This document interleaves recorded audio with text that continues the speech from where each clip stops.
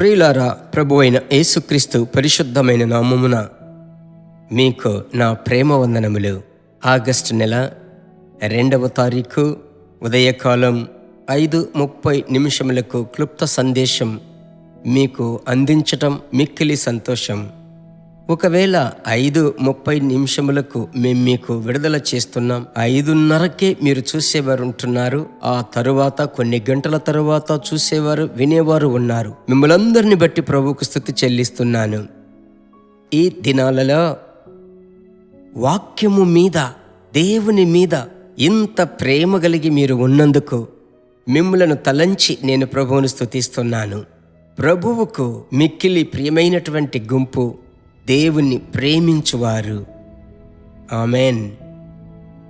ప్రేమించు వారికి సమస్తమును ఆయన చేసి ముగిస్తాడు గనుక ఖచ్చితముగా మీ కార్యములను ప్రభువు ఆయన మీదే వేసుకొని మీకు కావలసినదంతా ప్రభు ఇచ్చి మిమ్మల్ని ధైర్యపరుస్తాడు. సరే, ఈ దినమునకు సంబంధించిన మాట ఏమిటి తెలుసా? నేను చదువుచున్నాను. అపోస్తుల కార్యములు 16వ అధ్యాయం 25-26 వచనములు.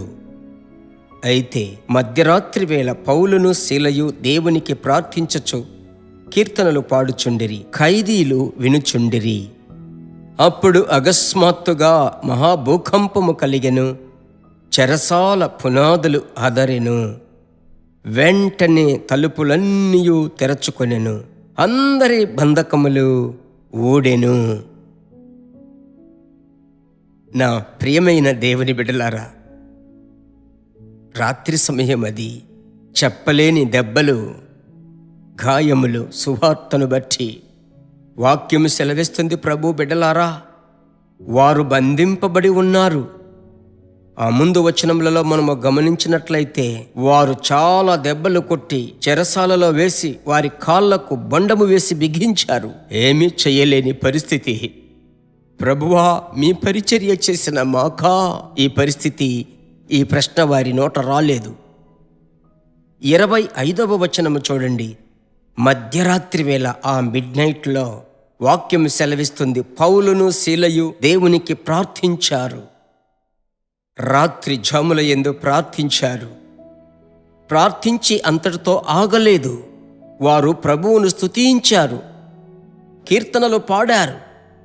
వారు పాడేటువంటి ఆ పాటలు వారి వలె ఉన్న ఖైదీలందరూ వినుచున్నారు. అయ్యా, ఒకడు సంతోషముగా ఉంటే కీర్తనలు పాడాలని బైబిల్ చెప్తుంది. అయితే వీరు సంతోషముగా లేరు, శరీర ప్రకారముగా సంతోషముగా లేరు, అయితే ఆత్మలో సంతోషించుచున్నారు. ప్రభు కొరకే కదా ఈ శ్రమలు, ప్రభువును బట్టే కదా ఈ దెబ్బలు. మధ్యరాత్రి వేళ ఒకవేళ దెబ్బలు తిని నలిగిపోయి ఒకవేళ కృంగిపోయి పడుకోవచ్చు, పడుకున్నా పర్వాలేదు. అయితే వాక్యం సెలవిస్తుంది, వారు ప్రార్థించారు. ఇది సాధ్యమేనా? శ్రమల మధ్యలో ఇది సాధ్యమా? స్తుతిస్తున్నారు. ఇదంతా జరిగే కథ జరిగిందే. విషయం ఏమిటంటే అభిషేకం. ఈరోజు ప్రభు మీకు చెప్పుచున్నాడు, ఈ దినాలలో ఎదురయ్యేటువంటి శ్రమలను చూసి భయపడి కృంగిపోయి ముడుచుకొని కూర్చోకండి. మూలన ప్రార్థించి స్తుతించండి, ప్రార్థించి పాటలు పాడండి, ప్రార్థించి ప్రభువుని స్తుతించండి. మీ బంధకములు తెగిపోతాయి. మిమ్ముని బట్టి అనేకుల బంధకములు, కట్లు తెగిపోతాయి. ఇదే ఈరోజు మీకు సంబంధించిన మాట. పట్టుకున్నారా? అలాగైతే ఆ వాక్కుకు సంబంధించిన, ఆ మాటకు సొంతమైన ఆ వ్యక్తి వైపు చూసి ప్రార్థించండి. మీరు ప్రార్థించండి, దేవుడు మీ మధ్యలోనికి దిగి వస్తాడు. Thank you lord. మంచి దేవా, మీ పరిశుద్ధ నామములో మేము ఏకముగా కూడి ప్రార్థిస్తున్నాం. మీ బిడ్డలతో కలిసి ప్రార్థిస్తున్నాను. ఆమెన్. తండ్రి, శ్రమలు, ఉపద్రవములు, కష్టములు, బంధకాలు, మా కట్లు మమ్ములను ఆపుటకు వీలు పడదు.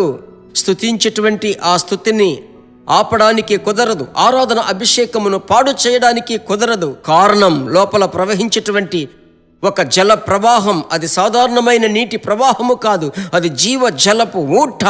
ఆ అభిషేకముతో మీ బిడ్డలను నింపారయ్యా, ఇంకనూ నింపండి. ఈ ఉదయకాల సమయమందు మీ బిడ్డలను నింపండి. నూతన అభిషేక తైలముతో నింపి జయము పొందువారినిగా మార్చండి. జయము పొందుకు వారినిగా మీరు మార్చినందుకు స్తోత్రం. యేసు నామములో తండ్రి, ఆమెన్. ప్రభు బిడ్డలారా, దేవుడు మిమ్మల్ని బలపరిచాడు కదా, అందువలన చేతులు పైకెత్తి ఆమేన్ హల్లెలూయా అని చెప్పండి. మర్చిపోకుండా అనేకులకు షేర్ చేయండి. విదేశాలలో, బయట ప్రాంతంలో మీ సంఘ సభ్యులు అందరికీ షేర్ చేయండి. వారు బలం పొందుకుంటారు. మరలా కలుసుకుందామా? God bless you. దేవుని బిడ్డలారా, ఈ వర్తమానము మీకు మిక్కిలి ఆశీర్వాదకరముగా ఉందని మేము నమ్ముచున్నాము. ఇంకనూ మా వర్తమానములను విని ప్రభువులు ఆశీర్వదింపబడుటకు జీసస్ మీట్స్ మినిస్ట్రీస్ అను మా యూట్యూబ్ ఛానల్ ను సబ్స్క్రైబ్ చేయండి. మరియు మా ప్రార్థన సహాయముకై మీరు సంప్రదించవలసిన మా ఫోన్ నెంబర్ 9842528236 మరియు 7299546363. Email gpsrobinson@hotmail.com.